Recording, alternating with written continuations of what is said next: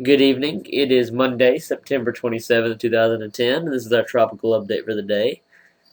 This is the Junior Weather Nut. And this is the Big Weather Nut. And today our main focus in the Atlantic Basin is the system that is in the Caribbean. We're going to get right to that. We also apologize because we had cut a video earlier, not realizing that the audio was muted. So this is a remake. And I guarantee everyone can hear us now. Oh, yeah. Alright, but let's get right to this. This system in the Caribbean, right in this area, will develop over the next few days. This system will become Nicole. The center of circulation, you can't really make it out now. I can't really tell which system this is. It's a very broad area. Center of circulation could be wanting to get on here, or right between them. It's probably right in this area, or in between thunderstorm activity. But this system will slowly develop, and it will move across Cuba, and more than likely hit Florida as a tropical storm, or it could be a minimal hurricane. We'll have to watch that, and then go up as a tropical storm and hit South Carolina, North Carolina, in that area. And we're also watching Matthew over here off of the Yucatan Peninsula in Mexico.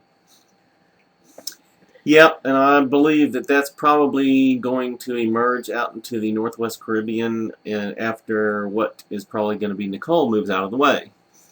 And then we're going to have to look down the road after that and see what develops, what comes in the Caribbean and develops next behind Nicole and the remnants of Matthew. Yeah, let's go ahead and take a look at the National Hurricane Center percentages.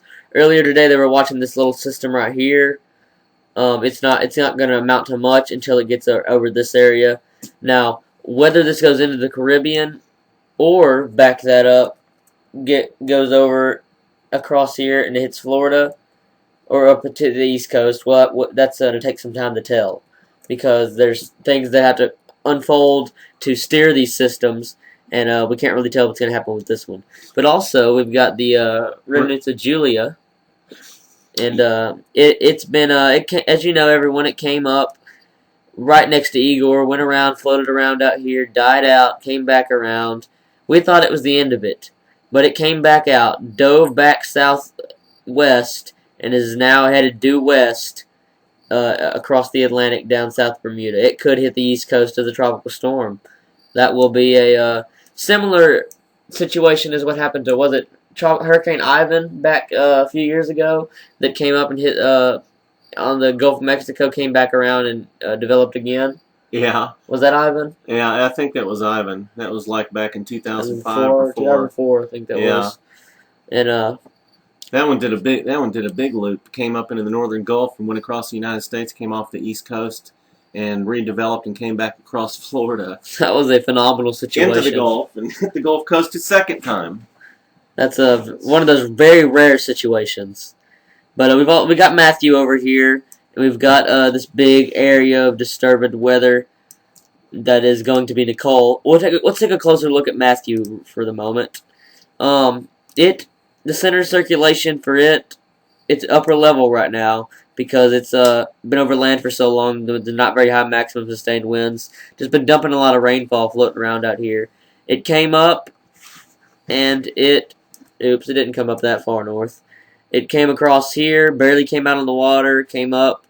It kept tugging on north, tugging back down, tugging up north, coming back down, because that trough was kind of influencing a little bit. But then it just stopped. The trough moved over a little bit, and now it's taking a southeast turn.